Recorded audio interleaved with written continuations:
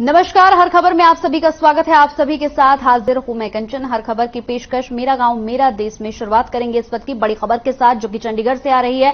चंडीगढ़ से इस वक्त की बड़ी खबर आपको बता दें, अधिकारियों के साथ किसानों की लगातार बैठक जारी है। इस वक्त की बड़ी खबर, सीएम मनोहर लाल भी शामिल हुए इसमें। किसान प्रतिनिधियों को बातचीत का दिया था न्योता, मुख्यमंत्री से बातचीत के लिए बुलाया गया चंडीगढ़। बड़ी खबर इस वक्त की टीवी स्क्रीन पर, 8 से 10 लोग इसमें शामिल। बड़ी खबर है ये इस वक्त की चंडीगढ़ से, ये बड़ी खबर। अधिकारियों के साथ किसानों की बैठक, सीएम मनोहर लाल भी बैठक में शामिल। तो बड़ी खबर इस वक्त की टीवी स्क्रीन पर आपको दिखा रहे हैं, मुख्यमंत्री से बातचीत का न्योता भेजा गया था। बड़ी खबर इस वक्त की चंडीगढ़ से सीधा, अधिकारियों के साथ किसानों की बैठक जारी। सीएम मनोहर लाल भी इस बैठक में शामिल। किसान प्रतिनिधियों को बातचीत का दिया था न्योता, मुख्यमंत्री से बातचीत के लिए चंडीगढ़ बुलाया गया। लगभग 8 से 10 लोगों को जाने की अनुमति दी गई। बड़ी खबर इस वक्त की टीवी स्क्रीन पर आपको दिखा रहे हैं, जो कि सीधा चंडीगढ़ से आ रही है।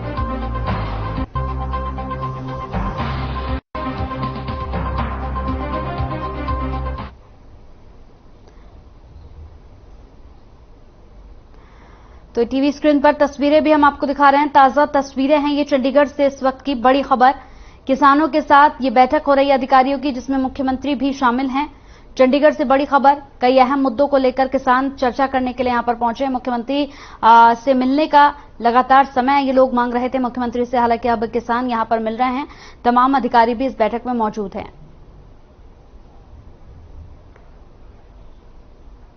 तो हमारे साथ चंडीगढ़ से ब्यूरो हेड स्वर्णजीत सीधा फोन लाइन पर जुड़ गए, उनसे ज्यादा जानकारी लेते हैं। स्वर्णजीत, चंडीगढ़ से ये बड़ी खबर सामने आई, जिसमें अधिकारियों के साथ किसानों की ये बैठक, जिसमें मुख्यमंत्री खुद इस बैठक में शामिल है। क्या कुछ अपडेट मिल रहा है इस खबर पर?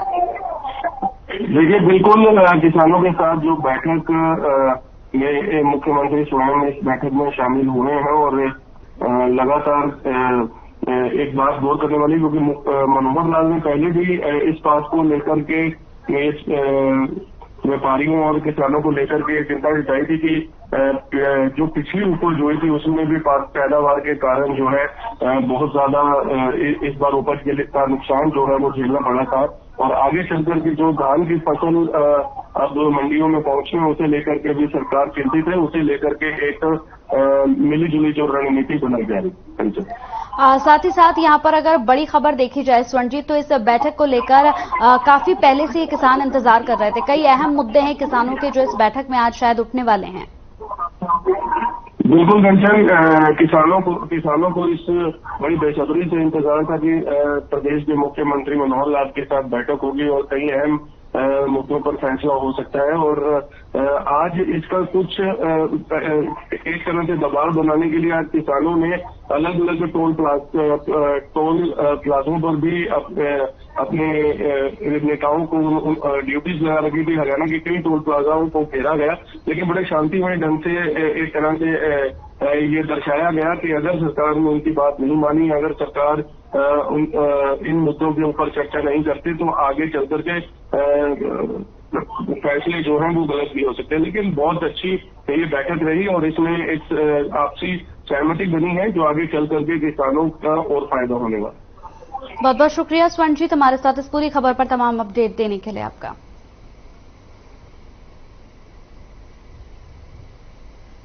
तो वहीं सोनीपत में जिला परिवाद और कष्ट निवारण समिति की मासिक बैठक का आयोजन किया गया। बैठक में 15 से 11 शिकायतों का निपटारा भी किया गया। बाकी की 4 शिकायतों को आगामी बैठक के लिए लंबित रखा गया। इस दौरान परिवहन एवं खनन मंत्री मूलचंद शर्मा ने कहा कि खनन का काम 15 सितंबर से खोल दिया जाएगा। वहीं अवैध खनन पर पूछे गए सवाल के जवाब में परिवहन मंत्री ने कहा कि मुझे दिखाओ कहां है अवैध खनन। अगर कोई अवैध खनन करता पाया गया तो उसे कतई बख्शा नहीं जाएगा, फिर चाहे कोई अधिकारी या कोई नेता ही क्यों ना हो। कानून सबके लिए एक बराबर है, कार्रवाई इस पर जरूर होगी। हरियाणा सरकार अवैध खनन पर सख्त रुख अपना रही है। इसके अलावा परिवहन मंत्री ने रोडवेज मामले पर भी बयान दिया। उन्होंने कहा कि पुलिस ने अच्छा काम किया है, इसमें 2 लोगों की गिरफ्तारी भी हो चुकी है और बाकी की गिरफ्तारी जल्द हो जाएगी।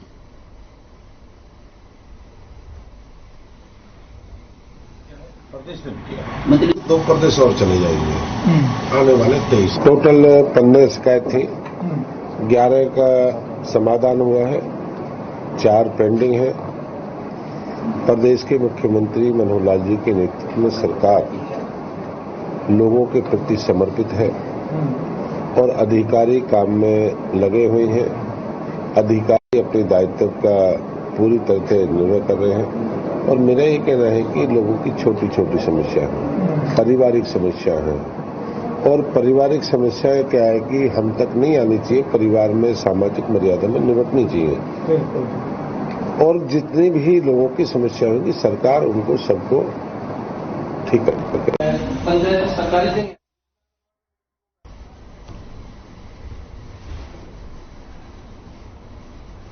वहीं इनेलो सुप्रीमो ओम प्रकाश चौटाला ने लोहारू का दौरा किया। इस दौरान उन्होंने 25 सितंबर की फतेहाबाद में होने वाली सम्मान दिवस रैली का निमंत्रण दिया और अपने विचार लोगों से साझा किए। साथ ही उन्होंने कहा कि सभी दलों के गठबंधन होने पर निश्चित इस सरकार को यहां चलता करने का काम करेंगे।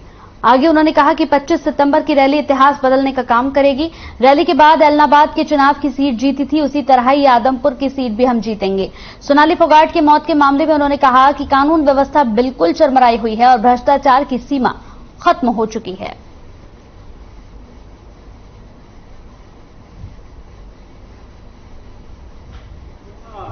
आपके सुख दुख में हमेशा साथ रहने निवेदन करूंगा कि गांव में पहुंचने पर पिछले साल जींद में 25 सितंबर की रैली थी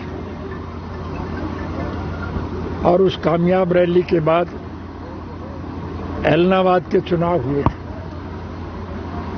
उसका परिणाम आपके पक्ष में आया कि नहीं आया?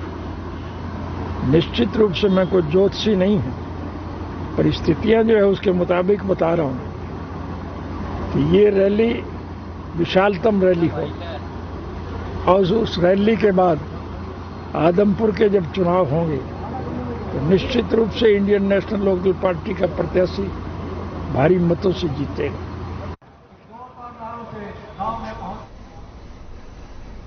तो वहीं भारतीय मजदूर संघ ने अपनी 24 सूत्रीय मांगों को लेकर प्रदेश सरकार को ज्ञापन भेजा था। इस मामले में प्रदेश सरकार और यूनियन में हुई बैठक में यहां पर मौजूद कर्मचारियों ने मांग करते हुए कहा कि आउटसोर्स और कॉन्ट्रैक्ट के आधार पर रखे गए कर्मचारियों को मेडिकल फैसिलिटी मिलनी चाहिए। सरकार ने भारतीय मजदूर संघ के कर्मचारियों को इस मामले में जल्द ही निर्णय लेने का आश्वासन दिया है।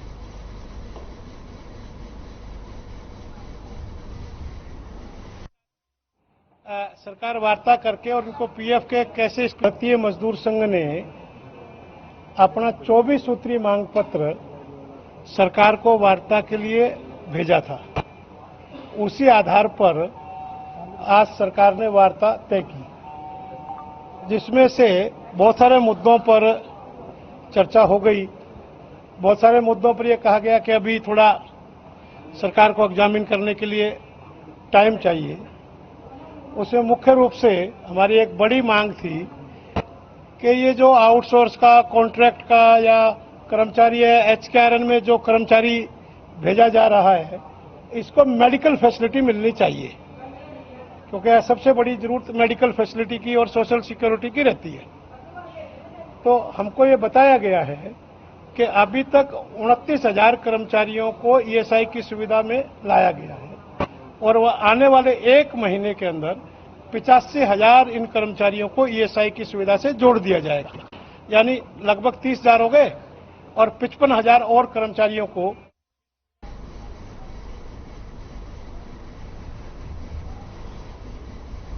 खबर हिसार से है, जहां सोनाली फोगाट मर्डर केस की जांच अब सीबीआई को सौंप दी गई है। परिवारजनों का कहना है कि वो शुरुआत से ही सीबीआई जांच की मांग करते आ रहे थे। उन्होंने आशा जताई है कि अब इस पूरे मामले में निष्पक्ष जांच हो पाएगी। सोनाली फोगाट की बहन रुकेश पुनिया ने बताया कि यह मामला अब सीबीआई को हैंडओवर कर दिया गया है। मामला खुलकर सामने आएगा और दूध का दूध, पानी का पानी साबित होगा। वहीं सोनाली फोगाट के जीजा अमन पुनिया ने बताया कि अब सीबीआई को केस दिए जाने से इस मामले में कई खुलासे होंगे। गोवा पुलिस की जांच को लेकर हम शुरुआत से ही सवाल उठा रहे थे।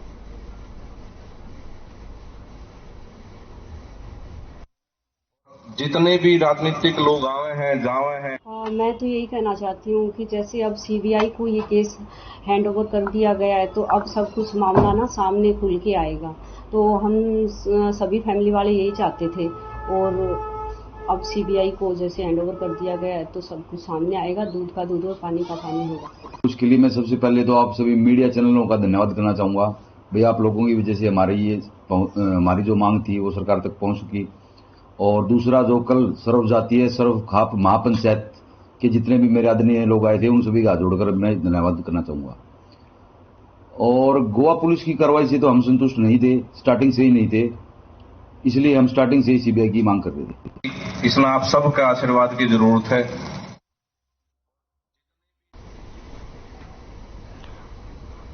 खबर फरीदाबाद से है, जहां सदर थाना इलाके में बीती शाम करीब 7 बजे एक 25 वर्षीय युवक की लोहे के पाइप के नीचे दबने से मौत हो गई। परिजनों के मुताबिक अमित पलवल जिला के गांव निघोट का रहने वाला है, जो कि कल अपनी बुआ के यहां घूमने आया था। अमित बुआ के लड़के के साथ उसके काम की साइट पर गया था, जहां पर लोहे के पाइप को रोकने वाली बेल्ट अचानक से टूट गई और पाइप अमित के ऊपर गिर गया, जिसकी वजह से अमित की मौत हो गई। जिस पर परिजनों ने ठेकेदार, साइट मैनेजर सहित एक और व्यक्ति पर लापरवाही का आरोप लगाते हुए पुलिस से आरोपियों को जल्द से जल्द गिरफ्तार करने की मांग की है।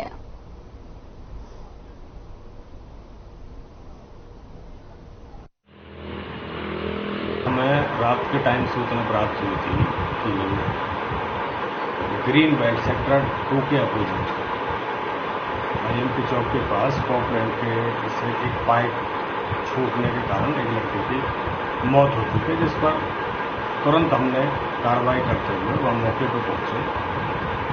जब तक पुलिस मौके पर पहुंचती वो बॉडी को हॉस्पिटल ले जा चुके थे और हॉस्पिटल पहुंच के पता किया तो वो ब्रॉड डेड घोषित किया गया। जो मंजीत नाम का लड़का दीपक रावत से था, तो उसने उसके परिजनों के को बुला करके पूछताछ किया। उनके बयानों के आधार पर उसने कानूनी कार्रवाई की। तक जो है पब्लिक हेल्थ में नौकरी करते थे, लेकिन उनके जो है बुआ के लड़के ने कोई काम ले रखा था यहाँ पर, वो करते थे काम, तो वो किसी काम से फरीदाबाद आए हुए थे।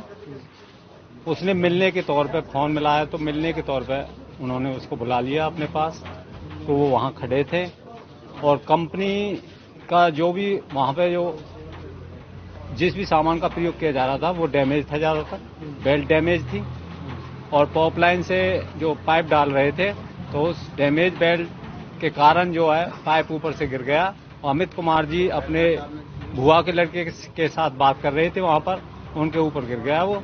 उससे उनकी लापरवाही के कारण कंपनी के जो कर्मचारी हैं उनके विरुद्ध, कंपनी के जो ठेकेदार हैं उनके विरुद्ध सख्त से सख्त कार्रवाई करनी चाहिए।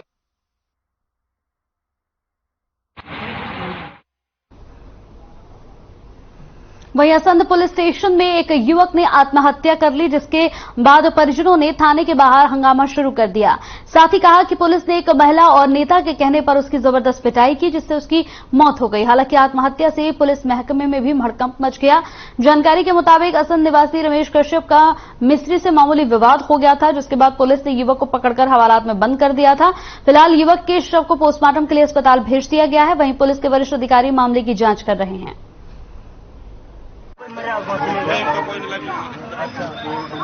थाने में एक सुसाइड कर दी जिसने, उसमें हमने जुडिशियल इंक्वायरी करवाई गई और उसमें पोस्टमार्टम भी हमने कोर्ट से करवाया गया और पोस्टमार्टम के बाद अभी डेड बॉडी जो उसके बाद से सौंप दी जा रही है। उसके बाद उसे संस्कार कर दिया जाएगा। जो भी जुडिशियल इंक्वायरी में जो भी दोषी हो उसके खिलाफ कानूनी कार्रवाई।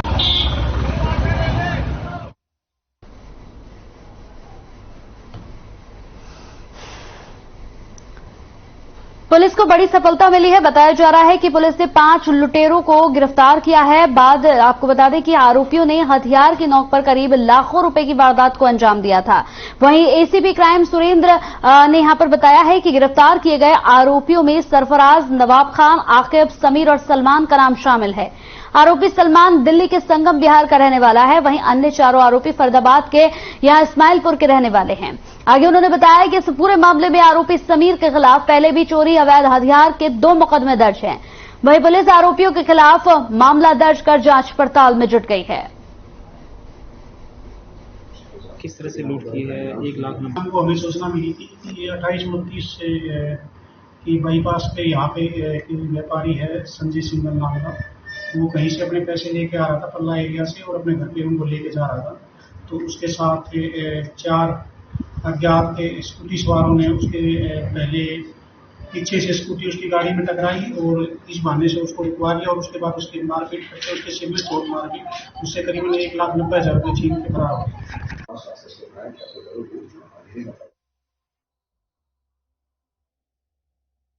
तो वहीं फरीदाबाद में महिलाओं को ब्लैकमेल कर उनसे जबरन वसूली और यौन शोषण करने का मामला सामने आया है। पुलिस ने इस पूरे मामले में आरोपी युवक को गिरफ्तार किया है। युवक पर आरोप है कि वो फेसबुक से महिलाओं की फोटो लेकर अश्लील फोटो बनाकर उन्हें ब्लैकमेल किया करता था। शिकायत मिलने पर पुलिस ने कार्रवाई करते हुए इस युवक को गिरफ्तार कर मामले की गहनता से जांच शुरू कर दी है।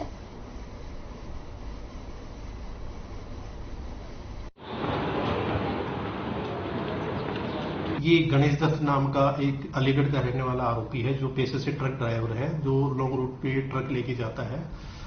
इसके पास 2 मोबाइल फोन है, जिसमें से एक मोबाइल फोन वो सिर्फ इसी जो गलत हरकत करने के लिए रखता है, जिसमें ये जो फेसबुक पे जो महिलाएं हैं, लड़की हैं, जो अपना फोटो लगा लेती हैं, उन्हीं को सर्च करता है और उनके फेसबुक में जाके और उनके मोबाइल नंबर निकालता है और फिर उस मोबाइल पे उस जो कोई भी जो लड़की होती है उसका फेस लगाकर नीचे बॉडी किसी और की लगाकर जो न्यूड फोटो होती हैं और जो दूसरी गलत हरकत की फोटो होती हैं वो उनको भेज के और उनके साथ बातचीत करता है।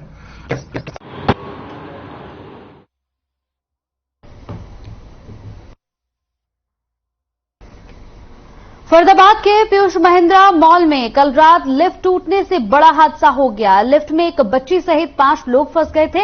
गनीमत रही कि समय रहते ही पुलिस ने राहत बचाव का कार्य शुरू कर दिया, जिसके चलते 1 घंटे के अंदर ही सभी को बाहर निकाल लिया गया।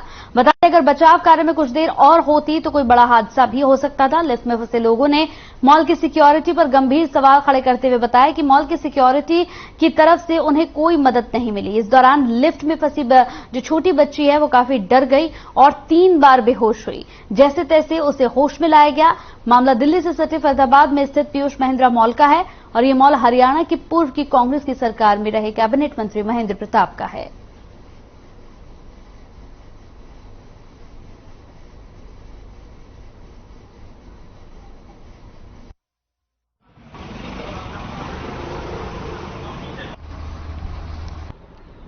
केक लेने गए थे और डिनर करने के लिए गए थे, तो कम से कम 1 घंटे हम लोग लिफ्ट में फंसे रहे।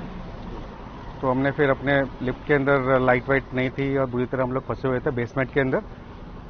तो हमने अपने मीडिया फ्रेंड्स वगैरह को फ़ोन किया, पुलिस को फ़ोन किया, डीएसपी ऑफिस वगैरह। तो वहाँ से फिर पुलिस वगैरह पहुँची है। उन्होंने फिर इनके मैनेजर्स वगैरह को बुलाया। यहाँ पे कोई इनकी मेंटेनेंस टीम नहीं थी, इनका कोई भी इंजीनियर टेक्नीशियन अवेलेबल नहीं था। तो किसी तरह जो इनका पार्किंग वाले ने किसी ने देखा and then he started helping us. उन्होंने फिर लोगों को इकट्ठा किया, बुलाया। तो किसी तरह फिर पुलिस पहुंच गई थी। पुलिस ने फिर हमें पानी वानी नीचे पहुंचाया, छोटी बच्ची थी साथ में। अपना जो है ना कि पीयूष मॉल है, जो अपना मेट्रो चौक से मस्जिद की तरफ जाते हैं ना, वहाँ पे हमारे पास 10 बजे कॉल आई कंट्रोल से, अपना सीपी ऑफिस से, कि भाई वहाँ ऐसे लिफ्ट में जो है ना कुछ व्यक्ति वहाँ अंदर घुस गए हैं, लिफ्ट खराब हो गए हैं। इतला मिलती है, हम ना तुरंत वहाँ पर पहुंचे। फटाफट हमारी डायल 112 वहाँ पहुंची, एसएचओ साहब अपना कोतवाली सोमवीर जी वहाँ पहुंचे, चौकी इंचार्ज वहाँ पहुंचे। हमारी फटाफट वहाँ से जो है ना हमने अपना जो उसका मालिक था उसको फोन किया, इलेक्ट्रिशियन थे उनको फोन किया। जब वो चाबी चुबी वगैरह निकाल करके उनको कम से कम आधा घंटा लग गया वहां से।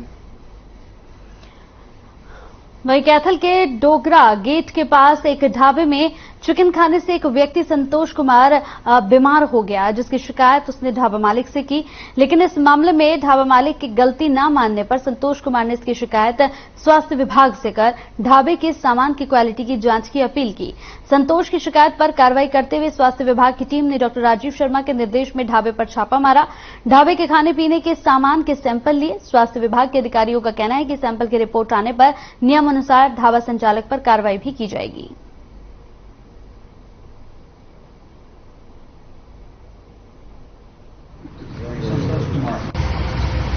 मेरी शिकायत ये थी, मैंने खाना खाया था और मैं 3-4 दिन पेट में दर्द रहा, मेरे गड़बड़ रही, तो इसलिए मैंने आज शिकायत की। कहाँ पे खाना खाया था? यहीं पे सरदार जी के ढाबे। अच्छा, तो आपने शिकायत किसको की? यही के खाने में दिक्कत है, उसी हिसाब से मैंने। हमारा रूटीन का अभियान है जिसमें रेगुलर सैंपलिंग चल रही है। लास्ट टाइम भी सैंपलिंग की थी और ये त्योहारी सीजन को देखते कंटिन्यू से इसकी सैंपलिंग करते रहेंगे आज ये शिकायत प्राप्त हुई थी कि ढाबे पे के इसको सामान खाने के बाद बीमार हो गया था, जिसने इसका चिकन खाया था, तो उसका सैंपल लिया है। सैंपल लेने के बाद उसको टेस्टिंग के लिए लैब में भेजा जाएगा और 14 से 20 दिन के बाद उसकी रिपोर्ट आएगी। जैसी रिपोर्ट आएगी उसके अकॉर्डिंग आगे कार्रवाई अमल में लाई जाएगी।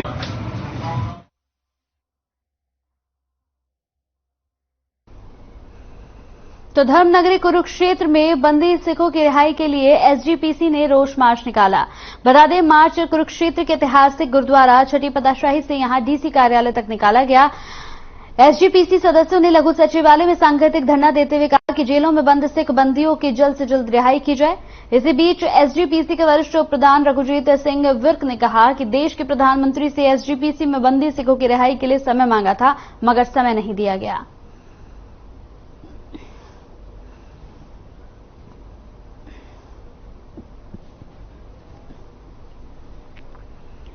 तो कुरुक्षेत्र के ब्रह्म सरोवर पर कलयुगी मां अपने मासूम बच्चे को छोड़कर चली गई। बच्चा रोता देख डायल 112 को सूचना दी गई।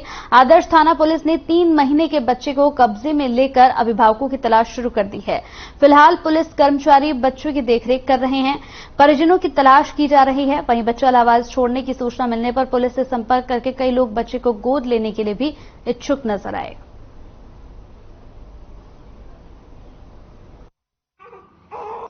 कहाँ से मिला था ये बच्चा? ये ब्रह्म सरोवर से मिला। आपको देखे ये?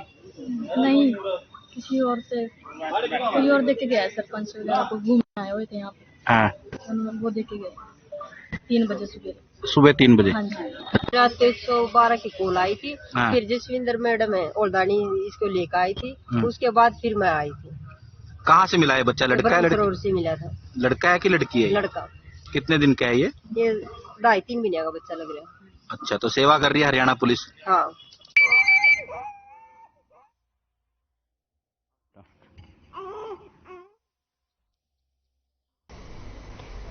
तो कुरुक्षेत्र पुलिस को बड़ी सफलता हासिल हुई है। दरअसल पुलिस ने 2 आरोपी अमित और कमलजीत को नशीला पदार्थ देने के आरोप में यहां गिरफ्तार किया है। पुलिस ने आरोपियों के पास से 40 ग्राम हेरोइन भी बरामद की है, जिसकी कीमत करीब 2 लाख रुपए बताई जा रही है। फिलहाल शाहबाद थाने में आरोपियों के खिलाफ नशीली वस्तु अधिनियम के तहत मामला दर्ज कर लिया गया है और आगे की कार्रवाई शुरू कर दी गई है।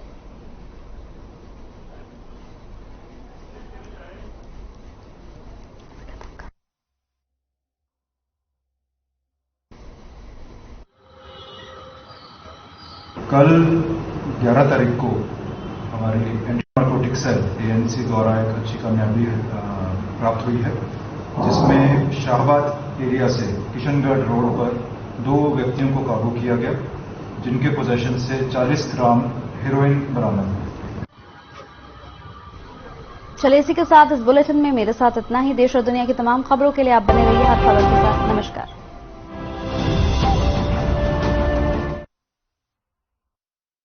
ऐसा कोई दूसरा